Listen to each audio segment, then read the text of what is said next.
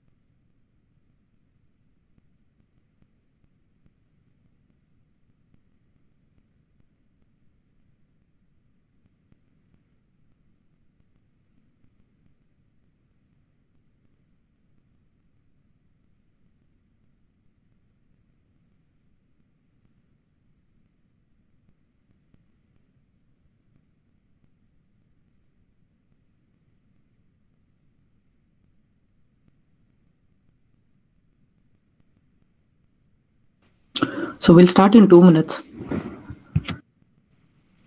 Sure, sir.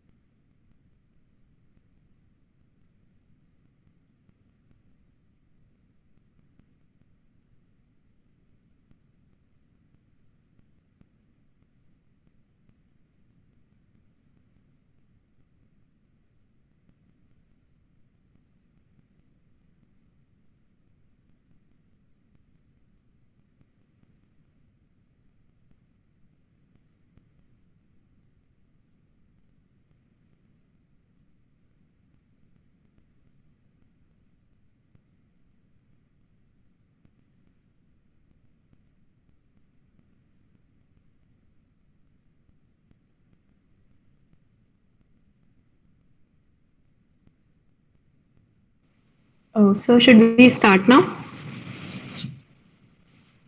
Yeah, I guess Okay. Okay, we I'll should start. Okay. start then. Thank. Okay. Uh, Good afternoon, everyone. If there are no mangrove forests, then the sea will have no meaning. It is like having a tree with no roots. For mangroves are the roots of the sea. This is something a fisherman from southern Thailand has said. Good afternoon, everyone. I'm Pranjali, coordinator of Project Mowgli at Haritima, the Environmental Society of Hansraj College. Today, we have all joined in for a virtual tour of the marvelous mangrove forests presented by the team of Worldwide Fund for Nature, WWF India. WWF India is a non governmental organization which is on a mission to protect critical species and ecoregions of national and global importance. Over the years, the efforts have been instrumental in protecting many critical species and habitats, from tiger conservation program conserving the marine ecosystem to mitigating climate change. WWF India has had various success stories. We welcomed Abhilash sir and Samiksha from their team at Haritima and request them to take us on this virtual tour of the mangroves. Over to you, sir. All right. So I guess we have enough people on call, so we can start. Yeah. So a very warm welcome to you all, and it's wonderful that you guys are all here. And let me begin by introducing myself. So my name is Abhilash, and I'm currently living in Germany. So I'm a robotics engineer as a in profession, and when I'm not working, I read about wildlife conservation and sustainability. So yeah, joining me is Sameksha, who will now introduce herself. Hi everyone, I'm Samiksha. I'm a student at Miranda House and I'm also a wildlife photographer. Abhilash and I are volunteers at WWF and we're a part of the project Magical Mangroves. So, Abhilash, can you tell them more about it? Yes, of course. So this presentation is about mangroves and its diversity and how you and I can be a part of the conservation efforts. And let's start by understanding, the role of WWF India and the Godrej Group in the conservation of mangroves. So before we begin, I'd like to tell that you can send your questions at any time on the chat box, and we'll try to answer them at the end of the video. So please do send questions if you have. All right. So WWF India envisions to reduce the degradation of Earth's natural environment and building a future in which humans live in harmony with nature. So our aim is for every citizen to be aware, sensitive, and is capable of creating a change through individual and community mobilization. So we as WWF volunteers, try to advocate and create a positive influence among the communities, as for the environment. So as you all know, Godrej Group is a household name, and known to every citizen. And Godrej, with its Godrej Mangroves program initiative, take a lot of efforts to benefit the local wildlife, the fisher folk, and the citizens of Mumbai. So you can know more about Godrej Group from their website, mangroves.godrej.com. So before we move on to the next slide, let me ask you this one simple question. So what do you think mangroves are? So you can take maybe 30 seconds to think about it, and you can tell me whatever is coming to your mind. So what do you think mangroves are?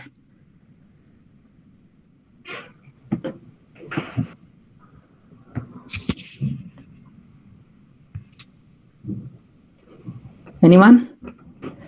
You can say whatever you feel like. I mean, there are no wrong answers here. Sir mangroves are the forest जो समंदर के किनारे शोर lines में पनपते हैं और वो उस टाइप के जो शोर लाइंस में ज्यादातर जो मिट्टी होती है उनको प्रिजर्व मतलब वहां पे जो हम आता है मिट्टी जाता है इरोड हो जाता है उसको रोकते हैं और जो साइक्लोन्स वगैरह और वो आते हैं उसको भी वो बहुत हद तक मतलब ज्यादा डैमेज ना करें ह्यूमन सोसाइटी से भी मतलब उसको उससे भी बचाते हैं उनको। तो एक वाइड रोल है मैनग्रोव फॉरेस्ट का in the Right, right, right. Conservation of nature. Pratyush, बहुत बढ़िया. You explained it clearly. You know really good. You know really well about mangroves. So it's a great thing. Yeah. So I'll just give a brief introduction to mangroves. So mangroves are basically halophytes, which means that they are highly salt tolerant and grow in saline waters, and it can grow up to 14 or 15 meters as well. And these mangrove forests grow in intertidal regions, which means that the regions where oceans or the sea meets water. And to conserve these forests, there are specific techniques and are very different from the way we conserve terrestrial plants. And it's important that we understand how mangrove forests are uh, conserved, right? And is anybody here from mangrove region? As in, is anybody from the coastal regions here in the group? Yes, sir. I am from coastal region, from Which Odisha. part of India are you from, Pratyush? Odisha, sir.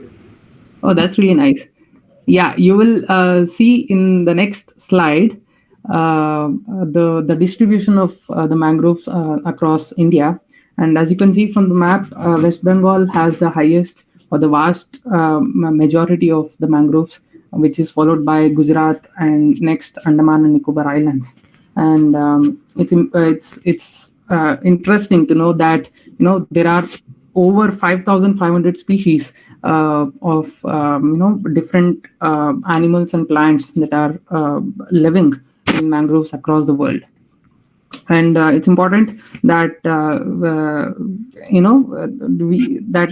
we cannot grow mangroves just like any other plant in our home, in our own homes, because even though you have the right soil or you have the saline water with you, it's important that the other species which make up the entire ecosystem, such as the mud skipper fish or the fiddler crab, is also important in the nourishment or the growth of mangroves. So that's why it's important that we conserve the mangrove forests.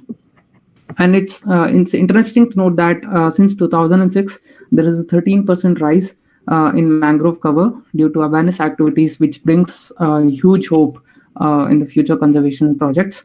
And now in the next video, let me show you a video which gives a good idea on mangroves and various aspects concerning its biodiversity, and how mangroves adapt themselves in different environmental conditions. All right. So after this video, I'll prepare a short quiz for you guys, so that I can gauge your understanding of mangroves. Yeah. Go ahead, Samiksha. Adaptations is change in body and behavior to survive and multiply. Being intertidal forest, mangroves have many adaptations. For respiration, mangroves have unique adaptations. They have breathing roots, also called as pneumatophore roots. These roots help mangrove plant to breathe oxygen during low tide time. These roots arise from normal roots which are underground like other plants. Gaseous exchange takes place through small openings on these roots called lenticels. Stemmed roots or supporting roots help mangrove plant to anchor themselves firmly in very loose soils. Most of the mangrove plants have waxy coating on leaves as an adaptation in them. During high tide, lower portion of mangrove plants get submerged underwater for many hours. This cutaneous waxy coating acts as laminator and doesn't allow entry of saline water into leaves, which are most delicate part of plants. It is just like we used to do lamination to our books during rainy season. As mangroves are intertidal forest, they absorb water with high salt content. Therefore, this excess amount of salt which enters into the body gets excreted out with the help of salt excreting glands In a way, salt glands are similar to sweat glands of human body. Most of the higher plants are oviparous, means they produce seed which falls down and germinate in soil. However, mangroves are viviparous. They also produce seeds, but unlike other plants, seed remain attached to mother plant. Parent plant nurtures this baby, and after some months of maturity, it gets separated and grows as a new individual plant. This adaptation is essential in mangroves to reduce poor seed germination due to tidal water flow not allowing seeds to germinate and anchor in soil. Mangrove being intertidal forest is very rich in terrestrial and coastal biodiversity. In India, we have more than 60 species of mangroves, more than 200 species of birds, many reptiles, hundreds of insect species, crabs, mammals. Few of the most dominant mangrove plants from western as well as eastern coast of India are mentioned here. This is one of the most dominant mangroves from western coast of India. It is named so due to grayish color of lower part of leaves. This plant can tolerate excess amount of salinity as well as pollution. Breathing roots of these plants helps them to survive in very challenging environment. Like other mangroves, this plant also stores heavy metal in the body and helps to reduce environmental pollutants. Its fruits are pickled by some coastal communities. Names suggest this mangrove plant requires less amount of salinity. That's why it grows only near riverine zone or where there is dominance of fresh water. Shape of the fruit of this mangrove is as chili. Therefore, in local language, this plant is called as mirchi mangrove. Cluster of its white beautiful flowers, rich with nectar, attracts honeybees and many insects. Once uncommon on Mumbai coast, this unique mangrove plant shows very special type of adaptation in their roots. Their roots arise from specific height of the trunk and percolate in the mud flat, giving extra support and anchoring to main plant body in very loose soil.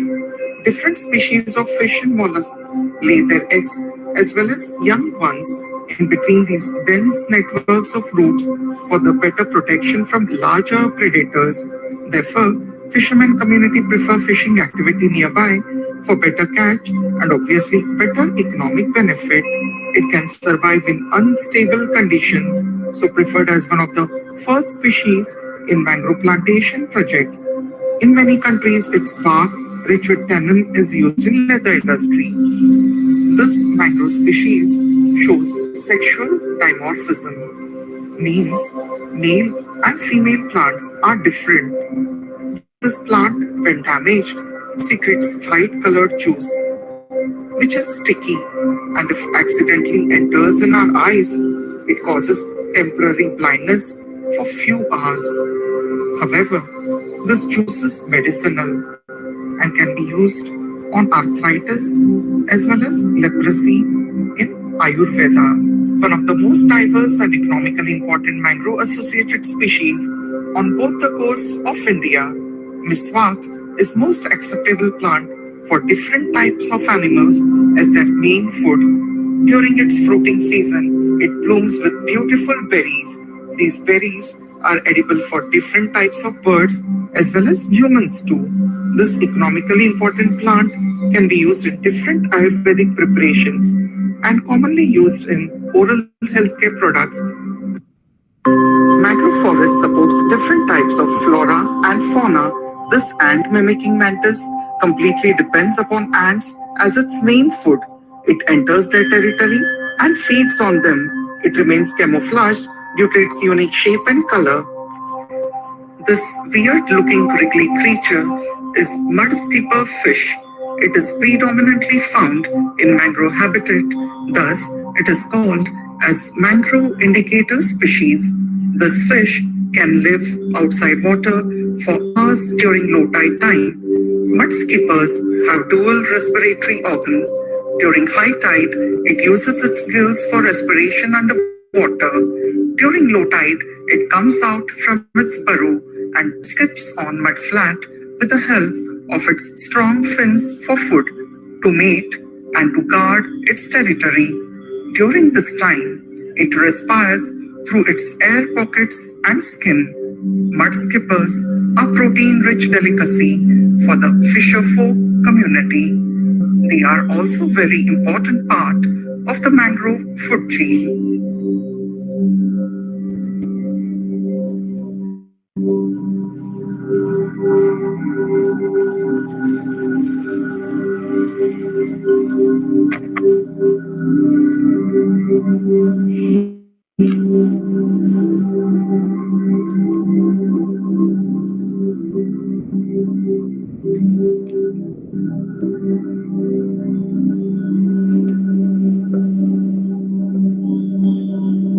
Along with many mammal species, this golden jackal can be found in mangrove forest. Its main food is different types of crabs, lizards, bird chicks, fruits, etc. It is both predator and scavenger. During summer season, to help animals, we can make such water holes to provide them fresh water for drinking. Scent indicator species in mangrove forest is this telescopium snail. Local community roast this snail to consume their soft, protein-rich flesh. When empty, this shell is used by hermit crab as its protective home. This crab keeps changing this shell as they grow bigger and bigger. Thus, nothing goes waste in the ecosystem.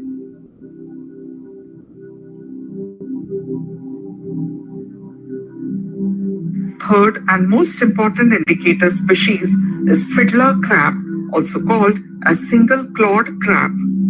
A perfect example of food chain, this mud crab, also called as mangrove crab, uses fruits, seeds, and other foliage of mangrove plant as its main food. Crabs scavenge and recycle soil nutrients. Like this example, mangrove diversity is completely interdependent upon each other. These gastropods are part and parcel of mangrove biodiversity.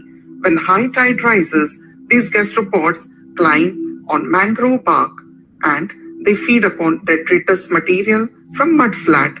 They are considered best on mangrove saplings in plantation projects. In this time-lapse clip, 11 hours are squeezed into 22 seconds. The clip shows how high tide and low tide cycles play crucial role in shaping water flow, soil structure, biodiversity, and adaptations of mangroves.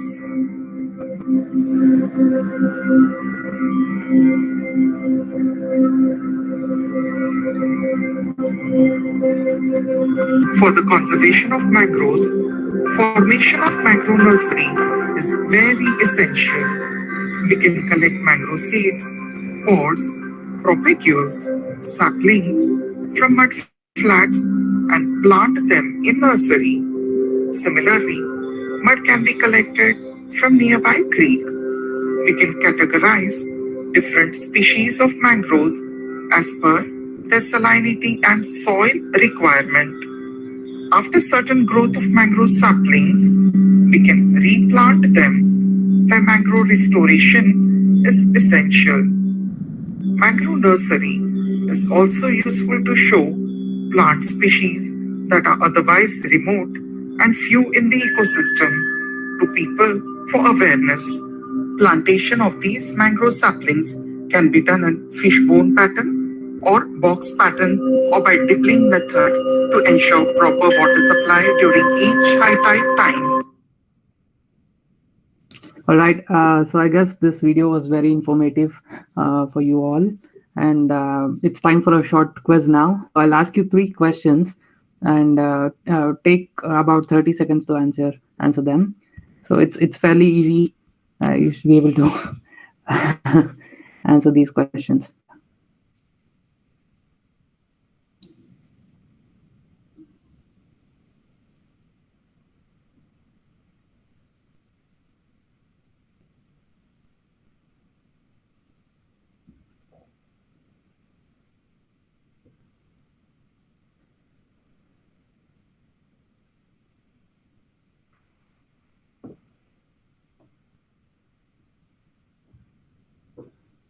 Come on, guys.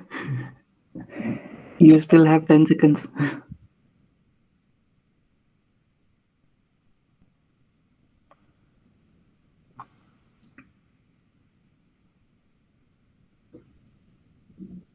All right.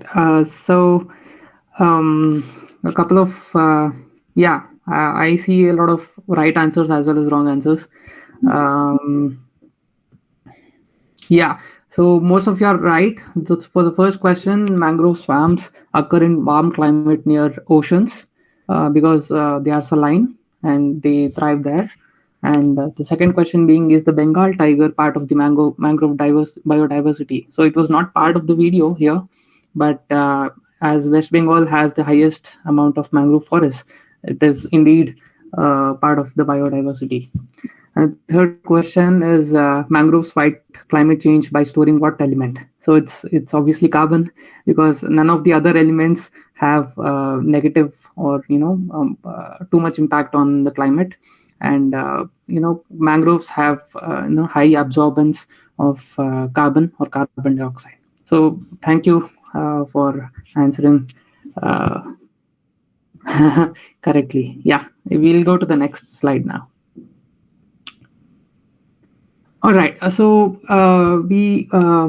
We need to understand now the benefits that we derive from mangroves. So the first being the wood, with its high density, it makes a great source for timber and fuel, and it also serves as a protective barrier for the coastal defense, which is five times more effective than the green infrastructure. And people like us, for example, there are close to 120 million or 12 crore people living in and around mangroves, so which is a lot. So we have to put a lot of efforts in conserving these mangrove forests. And mangroves also act as water filters, um, to treat the effluents coming from the aquaculture. So aquaculture, for those who don't know, is the rearing of aquatic plants and animals. So it acts as a great filtration for these effluents. And mangroves also have a lot of profit from the ecosystem services, so which is basically the provision of food, medicines, other resources, etc. So it is basically close to 800 billion US dollars per year, which is a lot. So yeah. And coming to tourism, mangroves also play a vital role in setting up the avenue for tourism. So there are over 2,000 mangrove related attractions globally. And the most important aspect of mangroves is its ability to regulate the climate. So since it has a high storage capacity for carbon dioxide, so which is close to 3 to 5 times higher than the tropical forest, uh, it becomes an important carbon sink for our planet. And it's surprising that carbon dioxide released by global mangrove loss annually could be as high as the annual emissions of Australia. So you can think how effective mangroves are in terms of absorbing carbon dioxide. And not just humans, but also other species such as fishes, other gastropods or arthropods have a great ecosystem to thrive. For example, there are more than 3,000 fish species that are found in mangrove ecosystems. Next slide. All right, so let's look at the life with mangroves. And for some communities, mangroves are part of their religion. And we see temples in West Bengal having where people worship mangroves because they serve their livelihoods by providing them resources. And as you already know, that tourism plays a great role around mangroves, and it also develops or profits the tourism industry. Yeah, I guess I'm done here. So I'll invite my colleague Sameksha to talk about the rich biodiversity, and all the things that we can do to conserve the mangrove forest. So over to you, Sameksha. Thank you, Vilash. So, as we all saw, mangroves have a unique habitat and they support diverse animals from terrestrial, aquatic, as well as intertidal zone. And an intertidal zone is basically called a seashore where the ocean meets the land and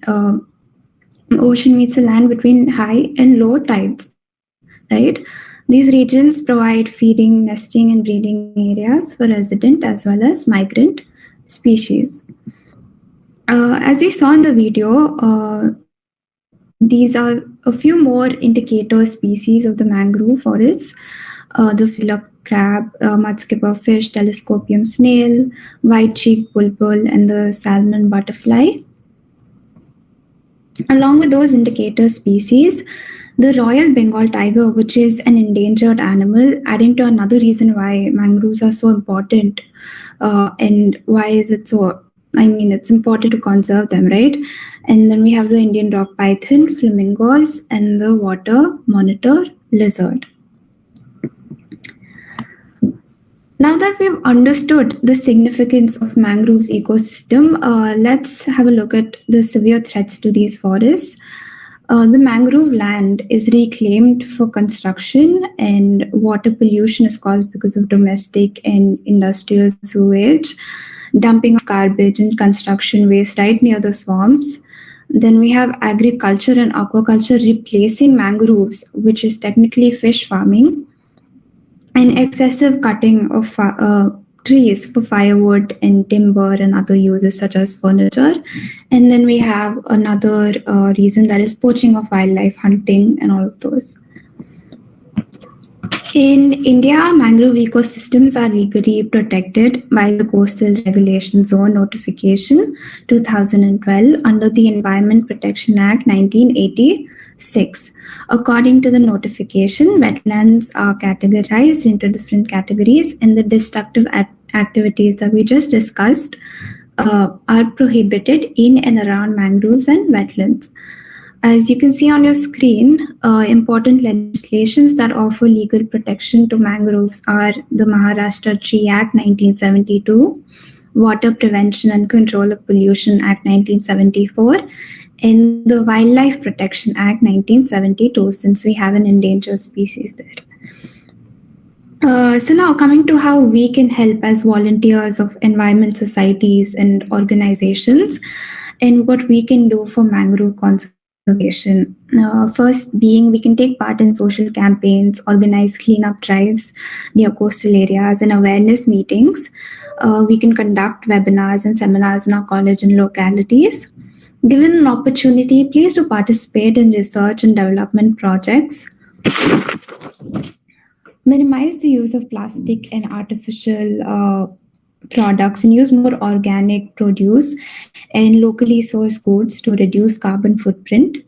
Coming to waste management, we've always heard of 3 R's: reduce, recycle, and reuse. Add a few more R's and go the extra mile for conservation, those being rethink before you buy any product, if it's necessary or not. Refuse polythene and plastic bags. Refurbish old items in your apartment, your home. Repair and repurpose. Donate clothes, books, etc. Right? If you wish to learn more about mangroves, you can visit the Godrej Mangroves website and download the Mangroves app. Once downloaded, it can also be used offline. So if you were to visit any of the mangrove forests, you can look at the species, the ecosystem, and have a look at it without having to worry about network issues.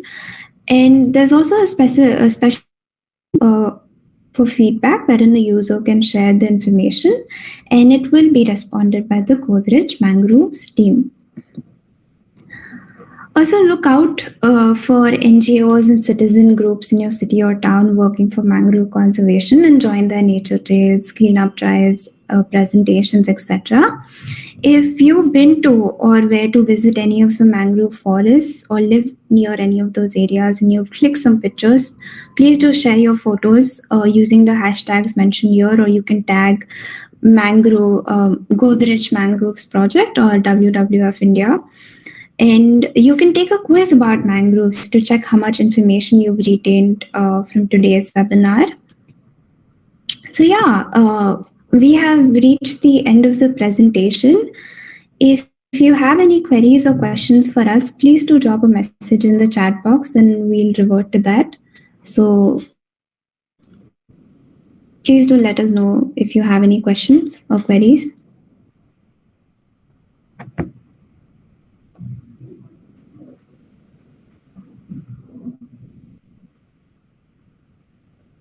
No questions? I guess, yeah, I don't see questions here. Okay. So in case if you have a question after the session, you can always contact us. We'll revert to that. Before we conclude, we would like to thank you all for being such a patient audience. And also a big thanks to Haritima's project Mowgli for organizing this webinar and participating in the Magical Mangroves project. Oh, we have a question. Do you plan field trips to mangrove areas? Yes, Mohammed. There are certain volunteers who conduct field trips as well. They are basically based out, in the coastal regions of our country. So so we do have field trips. Yeah, you can have a look at the volunteers page on Instagram and check out if you want to participate in any. So before we end this session, can we all switch on our cameras so that we can take a nice group screenshot? And you can take a minute or two to get ready, have some water, stretch, and let's take a screenshot, all right? Samiksha, you can close the screen. Yeah, I'll do that. Yeah.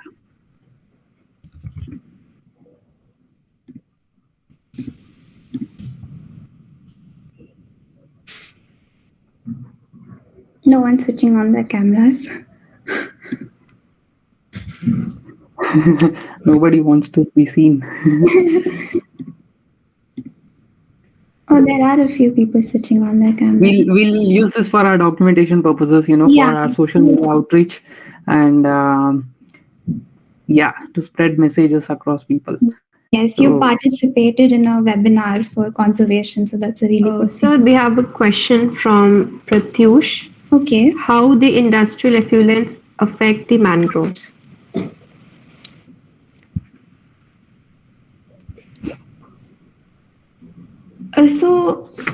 Since mangroves have different habitats, right? There are the intertidal regions as well as your swamp. Mangrove is a whole swamp. So it's very easy for these effluents to spread across, and animals can choke on it. And since fish farming is also very important culture in the mangrove ecosystem, it can affect fishes and all of that. Abhilash, do you have anything to add to this? Yes. So basically, industrial effluents have a lot of carbon, nitrogen, and other sulfur-based components. So these basically affect mangroves in terms of blocking, or maybe I could use a better word such as preventing growth, not just of mangroves but also the species that come with it. So so basically that. I think that answers your question. Yes. Pratyush.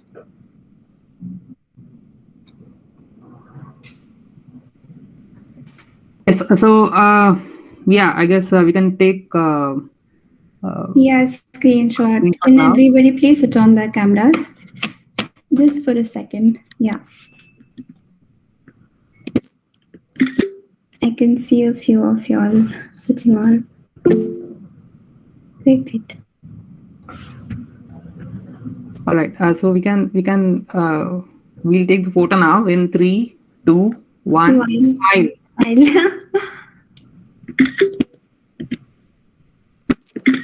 You want to do that again, Samiksha? Yeah, I've clicked photos. Yes. Great. So So thank you so much, everybody. Do we have any more questions? Should Yeah. we? Yeah. Okay, so I think we have come to the end of the webinar. On behalf of Project Mowgli and the entire team of Haritima, extend a very heartily gratitude to the WWF India's team, Samiksha and Abhilash sir, for joining us and for gracing their crucial work and taking us on this virtual tour of the mangroves. It has been an honor to share this platform with you. And I would also like to extend our warm thanks to the audience who joined us in this webinar and added enthusiastic colors. We hope to see you all again in future with Mowgli and Haritima. Thank you very much for joining us. Thank you so much, Pranjali, for hosting us and the Haritima Society for this wonderful opportunity. Yes. Thank you. Thank you, sir. Thank you, everybody. Bye-bye. Bye.